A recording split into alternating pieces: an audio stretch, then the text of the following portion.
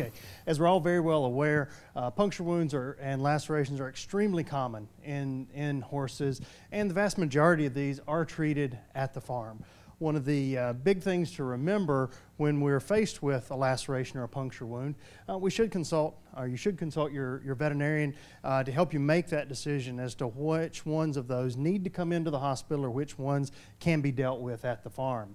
And there are a number of things that can affect that decision.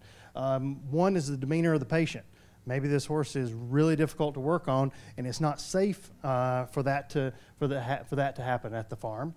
The other would be the facilities that are available. If it's the middle of the night, we don't have electricity in the barn, then that may not be the best situation to try to assess and repair a laceration or a wound. The other, some other things would be the location of the injury, the extent, as well as the severity of the injury. So when we're evaluating that, we have to see if there's been any damage to any of the neurovascular structures. So meaning the arteries, veins, nerves in that area. The other would be, is there any involvement of a synovial structure, such as a joint, a tendon sheath, or a bursa? Has there been any tendon or ligament laceration? Is there bone involvement, bone exposed, or is there a fracture associated with it? Or has it involved a body cavity, such as the sinus, the thorax, or the abdomen? Some of these images here, we can see a horse that sustained an injury on the left side of the thorax. So some of the things we need to be aware of is not only could it have entered the chest cavity, has it fractured a rib? Have we damaged any of the vessels in that region? How far, how deep does that injury actually go? This injury, we've got a degloving injury, so we've basically taken the skin and pulled it down just like you would a sock. We've exposed a large portion of the cannon bone, so we need to assess, has there been a splint bone fracture? Do we have any tendon or ligament injury? Have we involved a synovial structure?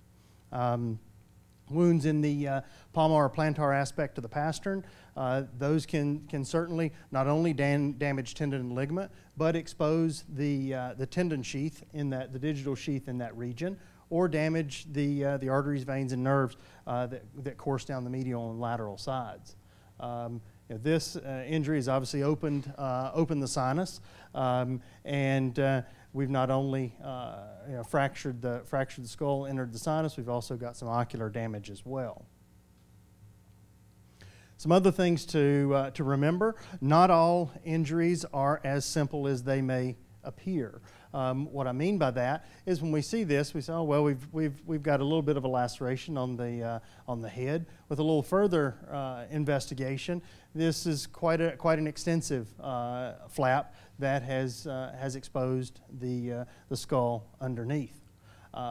Puncture wounds are and can be very deceiving, meaning the entry point is often very small, but that is only the tip of the iceberg. What it has done damage-wise on the inside is a lot of times much more severe. So in the case of this puncture wound over the carpus, it's not just the injury to the skin itself. We have to be mindful that a lot of these do enter into the synovial structure that's underneath. So could it involve one of the carpal joints or the sheath of the extensor tendon in that region?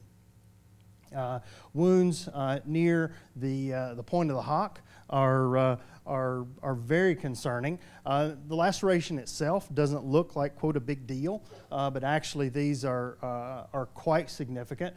We can expose and enter the calcanean bursa in this region, and if we don't realize that and treat these aggressively from the outset, a lot of times the outcome is very poor.